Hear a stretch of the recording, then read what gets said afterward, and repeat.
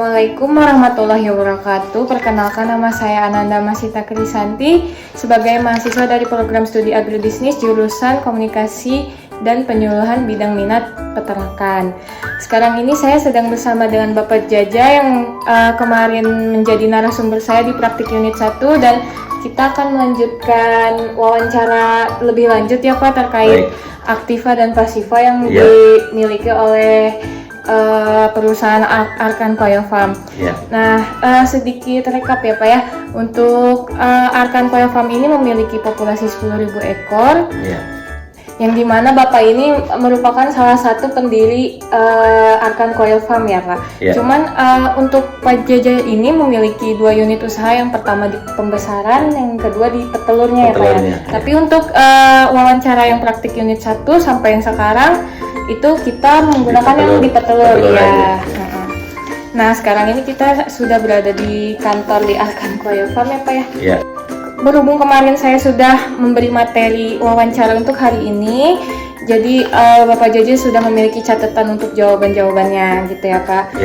Untuk pertama boleh dijelaskan Pak, kasnya itu terdiri dari apa saja, terus nominal-nominalnya boleh disebutkan. Ya, paling kalau misalkan kalau aktivanya itu seperti kas ya, surat berharga, kemudian piutang, persediaan barang dagangan. Nah, kalau untuk kas itu kita khususkan untuk biaya produksi. Jadi kalau untuk yang di piutang, kebetulan kita alhamdulillah tidak ada piutang ya untuk saat ini. Kemudian kasnya itu berupa persediaan untuk pakan. Jadi selama produksi kita sudah memiliki populasi 10.000 itu, kita persediaan di kas itu untuk pakan aja 13.737.500 per minggu ya. Itu untuk tahun 2022. Nah, kemudian kalau untuk yang lainnya seperti obat-obatan itu dimasukkan ke dalam kas 250.000 itu per bulan namanya kan. Kalau yang pakan tadi per minggu ya. Jadi dikali 4 berarti kan sekian nilainya. Ya, saya kira mungkin itu. Kemudian yang setara dengan kas gaji karyawan itu 2.200.000 per orang per bulan.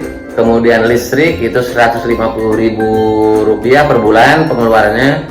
Kemudian yang seperti peralatan penunjang itu sebulan sekali, seperti sapu, serok dan lain sebagainya, wiper segala macam, itu kurang lebih nilainya 150.000 per bulan. Saya kira itu yang udah termasuk kas ya. Baik. Ada lagi?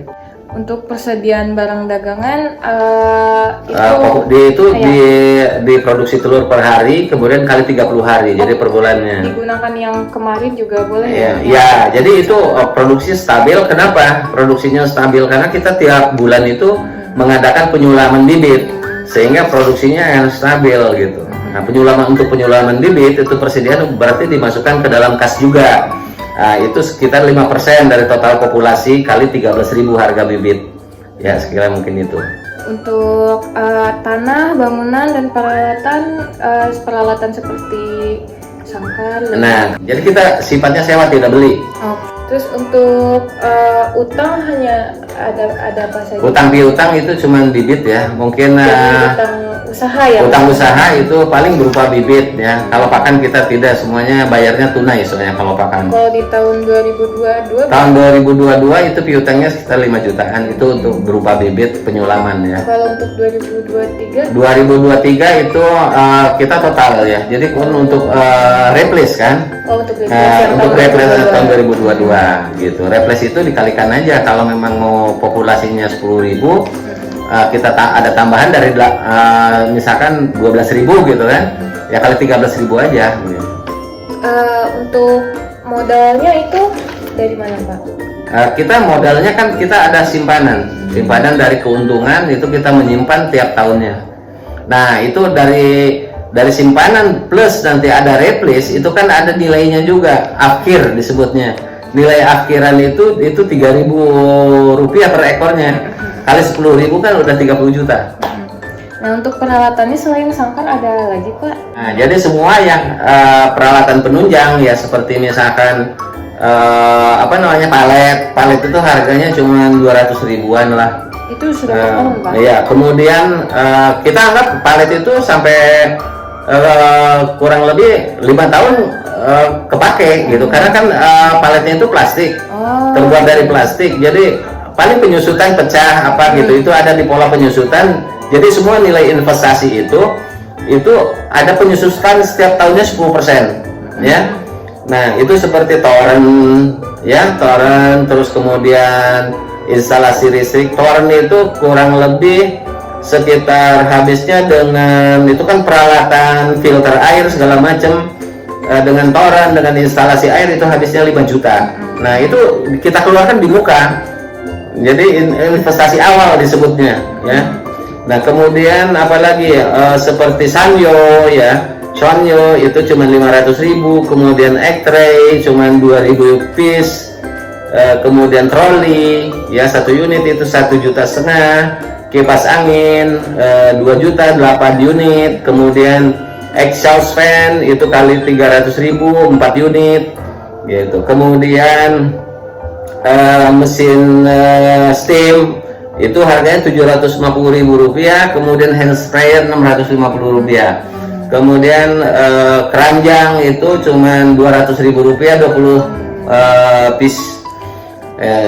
Itu semua akan terjadi yang namanya investasi, itu terjadi penyusutan setiap tahunnya itu kurang lebih 10%. Oh, jadi untuk yang tahun 2023 untuk nggak usah beli lagi, jadi artinya paling perlu penambahan, misalkan keranjang nih ternyata rusak 1 jebol gitu kan, paling nambah beberapa unit gitu. Jadi masuknya penyusutan aja ya? Penyusutan aja gitu. Dan dianggap 10%. 10% kan, kalau misalkan kalau 10 unit keranjang, 10%-nya kan 1 keranjang habis dalam 1 tahun. Kira-kira yang berbeda apa Pak di tahun 2023? Tahun 2023 itu paling ada kita ke renovasi ya, renovasi sangkar gitu, terus kemudian filter ya, filter air paling itu kan tiap bulan ganti.